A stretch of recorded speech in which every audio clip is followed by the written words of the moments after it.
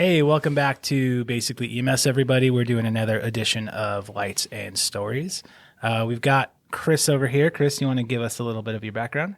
Yeah, hi. My name is Chris. My last name's Estep. I've been teaching here for almost 2 years now. I've been an EMT for 15 years, advanced EMT for 10. I work for an agency called Gooding County down in the Magic Valley area of Idaho, and PRN for them now and teach here. So that's a little bit of my background. Do you want me to go into a little further than that, or is that good? No, I think that's, people know that you've been around. That's really what it comes down to, making sure that, we're speaking from some experience is what we're trying to get at. Good. So, the theme of this podcast is stories, and we hear you got a story if you want to share with us. So I do. Go for I it, do. man. Let's hear it. So I want to get this out for everybody. It's a gloomy story. It has a sad ending, but there's some good educational pieces for providers specifically for this. So to get into it, I can't remember what year it happened, but my partner and I were dispatched to a 4-year-old who was a drowning victim. So we made it to the scene. We took over our patient and completed compressions and transported to the hospital. We were able to get the heart rate back and everything. The sad part is 24 hours later, the patient did succumb to the injuries that had happened. The educational piece is completing after the scenario, or not scenario, after the actual call, doing a good debriefing, and then continuing mental health, taking care of ourselves. That was my first call where we actually got and had our got into our program where we brought in an outside source to do a debriefing and do consulting with the whole team. And it's a call that sticks with me daily because I still talk with my partner. I'll leave names out just for her protection. But we still talk about that call today and see how we're coping. Because my partner did take about 2 months off after, because it really was devastating on her mental health. But that was, like I said, it affected our whole agency. It was a well-known family in the community, and it just took a toll. And that was when our agency realized how important it is to take care of each other after a call like that. So that's where the educational purpose that I feel comes in, is taking the time to take care of ourselves properly with our mental health, not diving into what EMS, fire, and law enforcement do with getting into alcohol and things like that. Actually going and seeking therapy and having the proper one who knows what we see and what we go through. Yeah. So a little context too. Gooding, was that when you were at Gooding? Yes, that was when I was at Gooding County. That's a small area, right? So That's one thing maybe people don't understand about working in these small communities. Is like, I worked in bigger communities, and so I don't show up on people that I know. These are people that maybe you see, in the pickup line at the elementary school, or you see at the grocery store. It's a small community. So, right. That's going to have a bigger effect on you if you're from a small community with these kind of calls. Absolutely. I mean, to throw more context into that, I went to school with the patient's mother's brother, who was the same age I am. And I want to say she's about 5 or 6 years younger than I am. So I knew the family very well. Yeah. And that just adds to that trauma part to running as an EMT provider. Yeah. Yeah. And that's a huge, those calls already are hard enough, right? Like, cause I've been on a number of drownings, including a 2-year-old, and like, that's hard enough. And I didn't know the family. So that's a huge thing. So you did the debrief was at Gooding County, and I'm assuming like fire services, or who? Yes. Yeah. So we did a big debrief back at the fire department, just after the fire chief had asked, since a lot of people knew the family, to just meet up at the fire station afterwards. And then they reached out to, I can't remember the name of the agency or company that we use for, after debriefings. And 2 weeks later, we had everybody show up and just go in and go through and say, hey, how are we handling it? How are we coping with this? How's everybody's mental health? Like, let's go into that. Let's The immediate debrief was like, what did we do right? What did we do wrong? How can we address things? And then that one that was a couple weeks later was just simply asking like, how are we doing? Yeah. How's everybody coping with it? My partner was not able to go at the time because unfortunately she was not in the right mental state to be able to go. And like I said, we still talk about that call to this day, just trying to keep the education process of how do we help each other out to work through that process, and how do we bring in our new EMTs and help them if they go through something similar. Yeah. Do you feel like that debrief was helpful for you to go through that? Absolutely. Because in the heat of the moment, we get that tunnel vision, right? I know we talk about it in our classes, like what can we do to avoid that tunnel vision? So we had that tunnel vision of we're going to save this patient and we're going to do everything we can. While we get in that tunnel vision, we miss things that we could have done differently, that we could have helped our patient more. So for that call, a good thing was our tunnel vision kicked in at dispatch. We knew the address, we knew the family, and we missed where we should have gone because they were in a field. It was a canal for the irrigation system. Okay. And the debriefing helped us to go, okay, maybe we need to have dispatch get us better instructions on how to get there. Because we had thought, we were under the impression off initial dispatch, we were going to the residence. But the patient was about 100 yards down the canal in the field. Had we have had that information, we could have got there quicker and started CPR sooner. Our outcome could have been different, but at least instead of us going past and having dispatch radio us and say, hey, family just said you drove right by them, we could have avoided that. Yeah, because in that situation, even if they're, waving their arms, like you might just go right past them because you're so, like you said, hyper focused. I know where I'm going.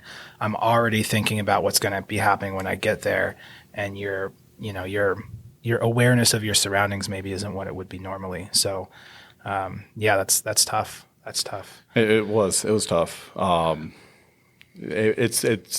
It also just brings great thanks for our other services because law enforcement was able to beat us to the scene as they watched us go past where we should have went, and they got more information as we were going by and made it so.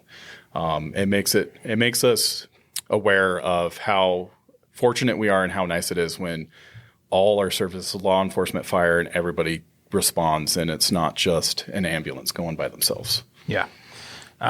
So that debrief, were there any kind of, because you talked about maybe that you should have changed these things. Was there anything that you guys like, okay, this is something that worked really well? Anything that you found that was really good about what you guys did in that debrief? Yeah. We got in there and we found out how well, our agencies actually just worked well together. And how we tried to implement, because that happened in the actual city of Gooding. Gooding County has 4 communities, and we took back and went, this was like, aside from everything else that happened, the CPR and everything else was just like spot on 100%. So we created trainings based off of that for us to go with our other agencies just to make sure everybody was on the same page when everything went together, and how to delegate those roles when you get there, and have your one person leading the call and then having them delegate all the jobs that everybody would need to have for the CPR progress. Yeah, which is really important in that situation, to have that cool head prevail that kind of leads the team in that moment. Absolutely. So after that, you have the debrief, and then you have kind of the mental health stuff going forward. Was there anything that you learned with the therapy or whatever that you've kind of been able to take with you to these similar types of calls down the line? Any strategies, anything that you could share? Absolutely. From that, I learned that it's important to have, just with your responding agencies, a quick debrief and see if anybody immediately needs to have something further than what, and if it needs to be sooner than the 2 weeks. Like it took us time to get the ball rolling on that. But like I said, my partner had taken 2 months off, and we never really had that conversation of, "Are you okay right now?"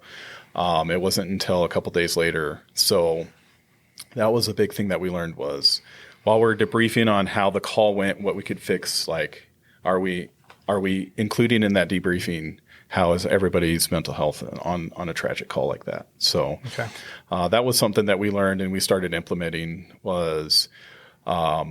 For some more context on Gooding County, we run a first out crew and then a standby crew who comes in when our call drops. So after that call, we started implementing that the first out crew had to take about 2 to 3 hours off to debrief and meet with the supervisor and see if they can continue shift for that day. And the standby crew took over all the calls until that time frame was up. That way we could make sure that our providers are still in the right state of mind to provide care for patients on the rest of the day. Yeah, because that's hard. I mean, we've both been there, I'm sure, multiple times. And yeah, to go from that to, I mean, some services 10 minutes later, you're out running another call. Yep. And it doesn't just leave you. We're good at compartmentalizing things, but nobody can do it that well. And nobody probably as humans should be compartmentalizing like that, right? That's not good for your mental health. Yeah, thanks for sharing. This is a tough one. It is a tough one, and I can feel the emotions building up, and it just, like I said, that call will stick with me and my partner the rest of our lives, and we talk about it every couple months. Yeah. You know, we'll call each other and be like, hey, you know, something came up that brought up that call. Like, how are you doing? Yeah. How is anything adding to that? Is it building up? Like, do we need to go and have another counseling session? Like, what's your mindset? What's my mindset? So, and that was another good learning point. Like, being able to have somebody who has been through it and then just continuing the follow-up process. Because I think that's something that we fail out as EMT providers. We'll go through the first few months and make sure everybody's okay, but that these calls don't leave us, right? Yeah. We hang on to them for years. So follow up years down the road, because I know, especially working for larger agencies, I always see in the news there's multiple drownings a year. So has that provider gone on another call that has triggered that past call, and is it making it worse? Yeah. So.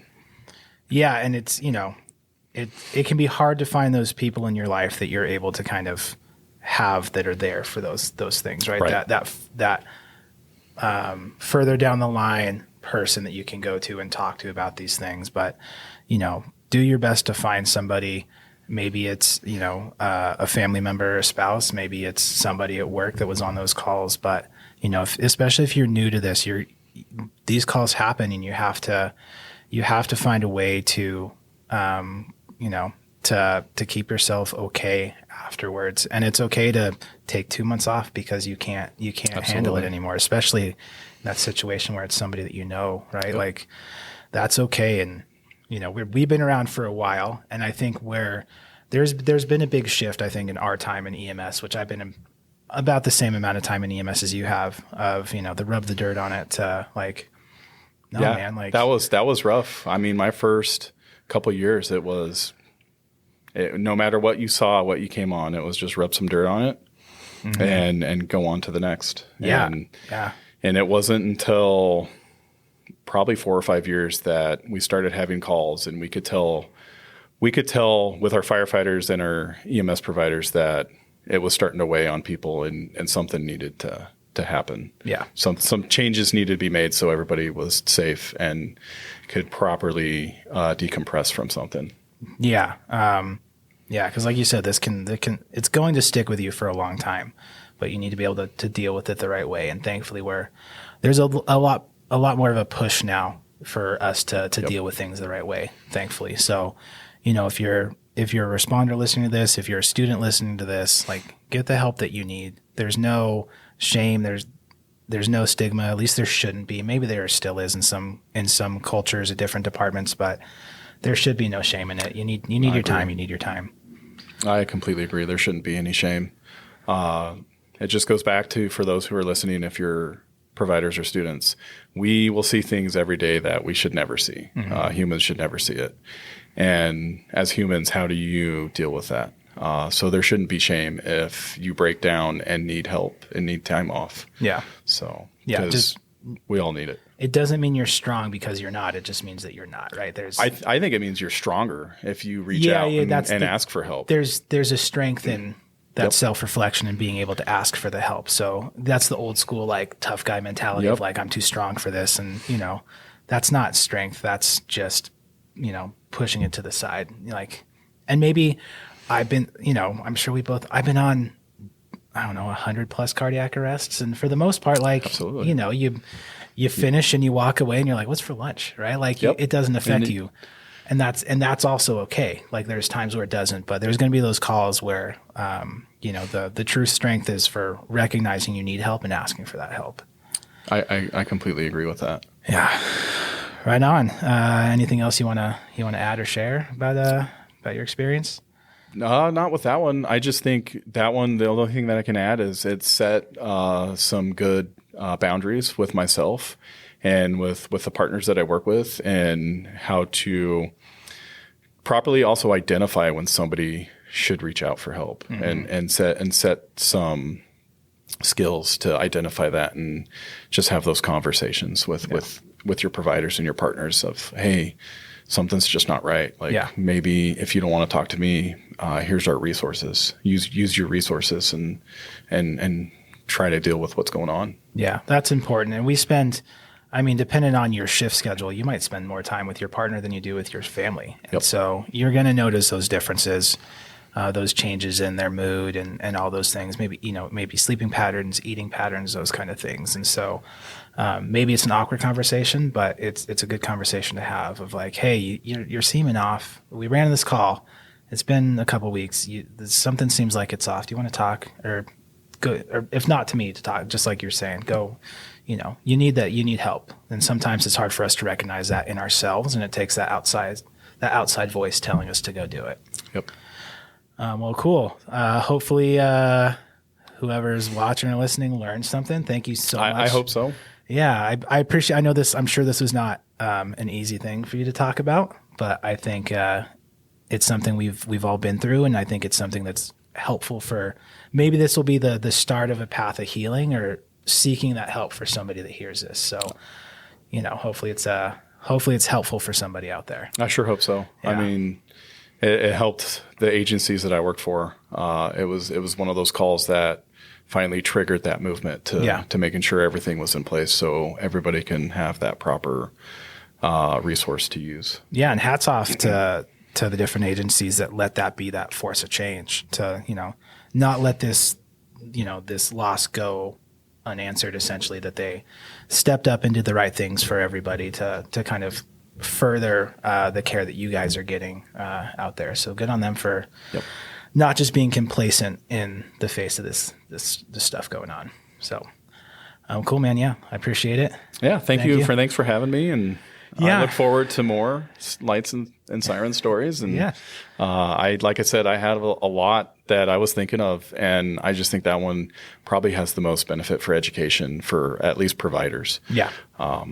On things after the call, not during the call, but after, for sure. Yeah, which is just as important to talk about for longevity of people and for good patient care. So cool. Well, right on. Thanks a lot. Appreciate it. Hopefully we'll see you around again sometime soon. I hope so. I sure hope so. We see you enough, so we'll get you around sometime soon. Right on. Make sure to check out other podcasts. We got all sorts of stuff, other videos, and we'll catch you guys on the next one. Thanks. Thank you.